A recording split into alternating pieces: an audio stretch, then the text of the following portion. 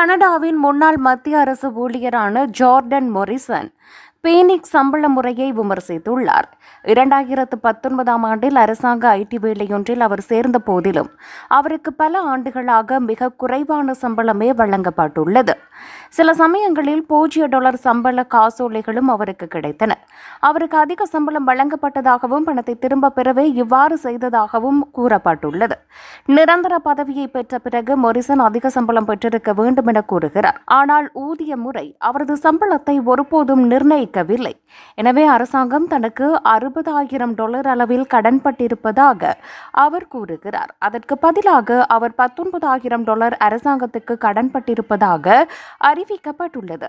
தற்போதைய சம்பள பிரச்சினைகள் கடுமையான மன அழுத்தத்தையும் மனநல பிரச்சினைகளையும் ஏற்படுத்தியதாகவும் இதனால் தான் 2023 ஆண்டில் பதவி விலகியதாகவும் அவர் தெரிவித்துள்ளார். வேலையை விட்டு வெளியேறிய பிறகும் கனடா வருவாய் நிறுவனம் மூலம் அரசாங்கம் தொடர்ந்து பணத்தை மீட்டு வருகிறது. எனவே தனது ஊதியம் அல்லது சொத்துக்கள் பறிக்கப்படலாம் என்ற அச்சத்தில் தான் இருப்பதாக மொரிசன் கூறுகிறார். அவர் குடும்பத்தினரிடமிருந்தும் நண்பர்களிடமிருந்தும் பணத்தை கடன் வாங்க வேண்டிய நிலைக்கு தள்ளப்பட்டுள்ளார்.